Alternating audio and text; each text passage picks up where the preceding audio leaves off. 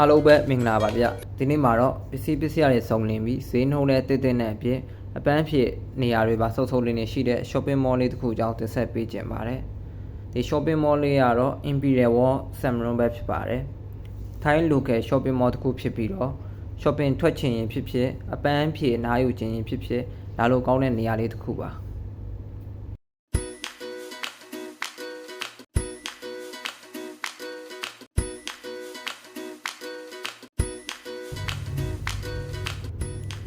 ဒီနေရာလေးကို Samron BTS Station မှာဆင်းပြီးရှောက်လန်းလမ်းလေးရှောက်လာရင်ပဲဖြစ်ဖြစ်ဘတ်စကားနဲ့ပဲဖြစ်ဖြစ်လာလို့ရတာမို့လို့လာရလွယ်ကူဆင်ပြေပါတယ်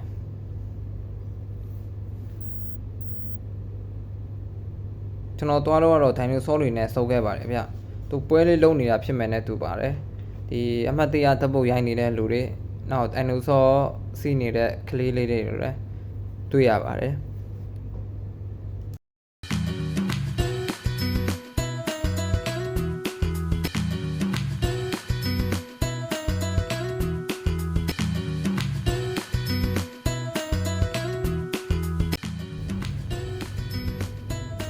shopping mall တဲ့စဝင်လိုက်တဲ့အချိန်မှတည်းရောအစားတောက်တွေကကျွန်တော်ကိုဆွဲဆောင်နေပါတယ်ဒီရှေ့ကွက်လက်မှာစားတောက်ဆန်ကန်းငယ်လေးတွေခင်းချင်းပြသထားပါတယ်ကျွန်တော်လာတိုင်းများသောအားဖြင့်အစားတောက်တွေခင်းချင်းရတာကိုတွေ့ရတတ်တယ်လို့တစ်ခါတလေမှာ electronic ပစ္စည်းတွေလူသုံးကုန်ပစ္စည်းတွေခင်းချင်းထားတာကိုလည်းတွေ့ရတတ်ပါတယ်အစားတောက်တွေကတော့အစုံနေပဲဗျအခုဒီမှာတွေ့ရတယ်လို့ဒီအသားလုံးတွေအသားချောင်းတွေရှိမယ်နောက်ပြီးမုတ်တွေရှိမယ်ပေါ့နော် hot dog လို့ပါတော့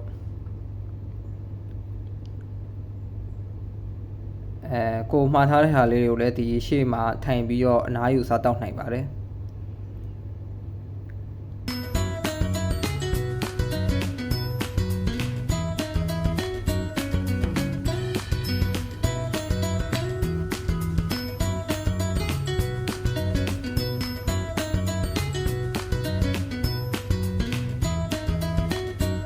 ခေါင်းဆွဲတွေထိုင်ရိုးရာမုတ်အချိုတွေ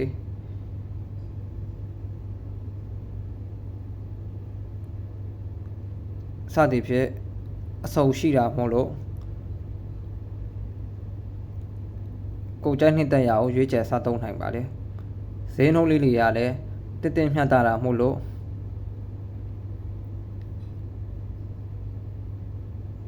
စားသုံးမဲ့လူတွေအတွက်အဆင်ပြေစေပါတယ်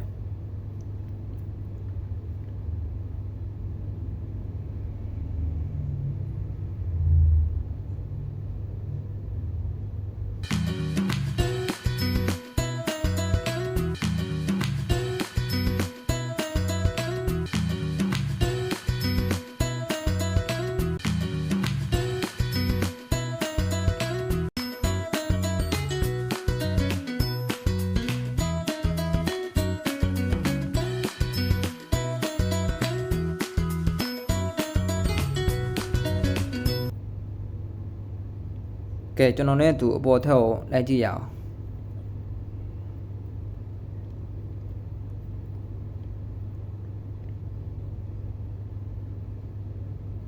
ဒီထက်မှာတော့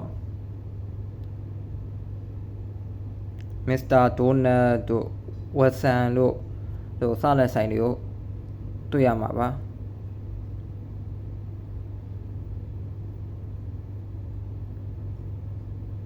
ဖနက်တွေရောင်းတာကိုတွေ့ရမယ်နောက်ပြီးအဝတ်အစားတွေရောင်းမယ် accessory တွေအလှကုန်ပစ္စည်းတွေအစသဖြင့်တွေ့နိုင်ပါတယ်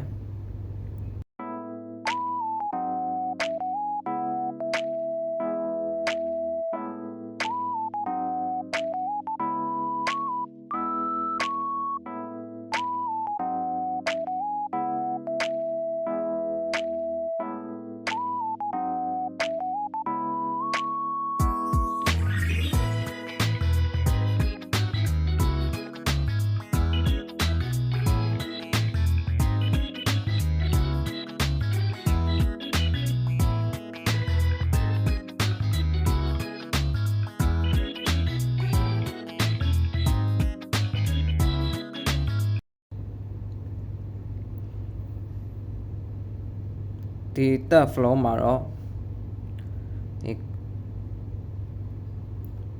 convenient variety store ဆိုင်လေးရှိမယ်နောက်ပြီးဒီအားကစားပစ္စည်းတွေရောင်းတဲ့ဒီ sport wall ဆိုင်ရှိမယ်အားကစားဝတ်စုံတို့သုံးစာပစ္စည်းတွေကိုတွေ့ရမှာပါ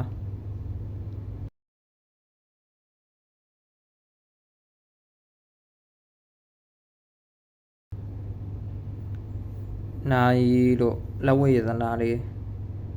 ရှိမယ်နောက်ပြီးအဝတ်စားရောင်းတဲ့ဆိုင်လေးကိုလည်းတွေ့ရမှာပါ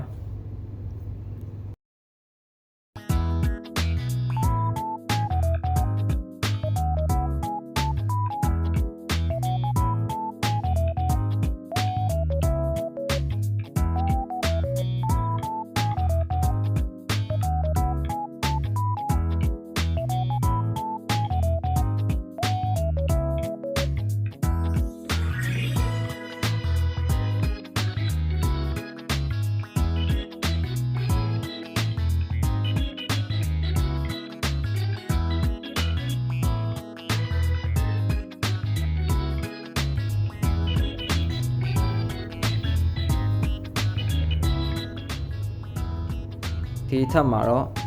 ဖုံးဆိုင်တွေအများစုကိုတွေ့ရမှာပါဒီဖုံးရောင်းတဲ့ဆိုင်တွေနောက်ဖုံးပြင်တာလို့နောက်ကွန်ပျူတာရောင်းတဲ့ဆိုင်တွေနောက်ဆက်ပစ္စည်းရောင်းချတဲ့ဆိုင်တွေအစုံတွေ့ရမှာပါကိုဖုံးဝယ်ချင်တာပဲဖြစ်ဖြစ်တခုခုစားဖြစ်အပ်ချင်တာပဲဖြစ်ဖြစ်ဒီမှာလာလုပ်နိုင်ပါတယ်ဗျ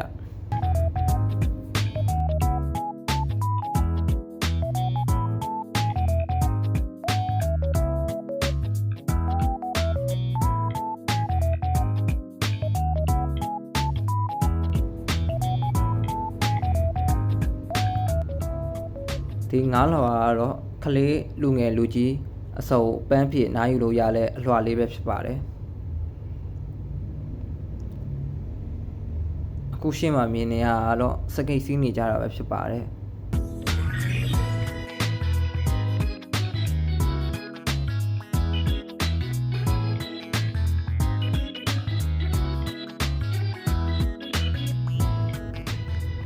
အယုတ်ကောက်ဆက်လေးတွေလည်းအများကြီးရှိသလိုကလေးလေးကစားလို့ရတဲ့နေရာလေးလည်းရှိပါတယ်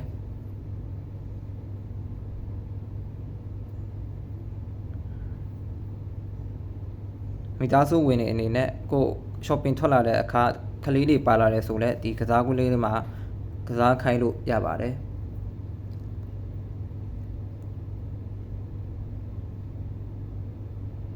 ကလေးတွေအတွက်ဒါမကပဲနဲ့လူငယ်တွေအတွက်ပါကစားလို့ရမယ်ကစားနည်းမျိုးစုံလည်းရှိပါတယ်ကိုတငယ်ချင်းတွေပန်းဖြစ်နားယူလာကြတာပဲဖြစ်ဖြစ်ကိုမိသားစုနဲ့ပဲဖြစ်ဖြစ်လာရောက်နားယူပန်းဖြစ်နိုင်ပါတယ်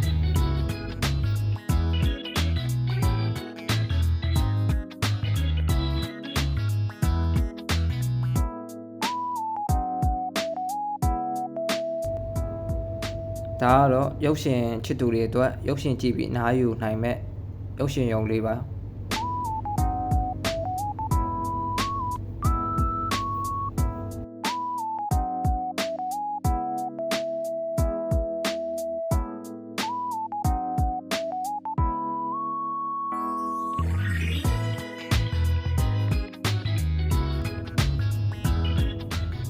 ကျွန်တော်အောက်ကိုပြန်ဆင်းလာတော့ဖူးကောက်တစ်ခုရှိနေရအောင်တွေ့ခဲ့ရပါတယ်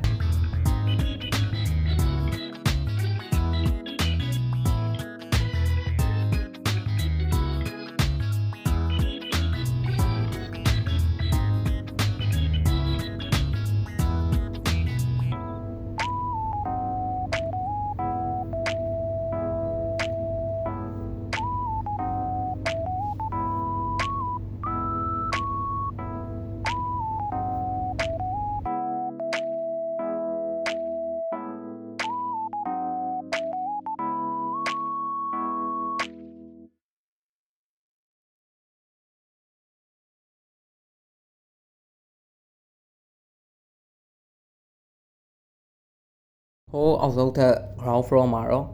စတုပ်ဆိုင်ချိုးရှိမယ် ကလေးကစားစရာရောင်းတာလေးတွေ့ရပါတယ်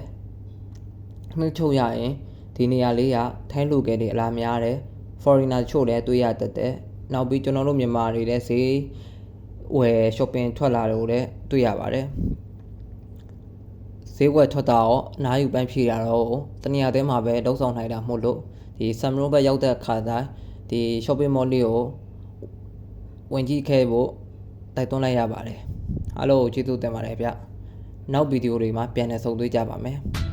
တတား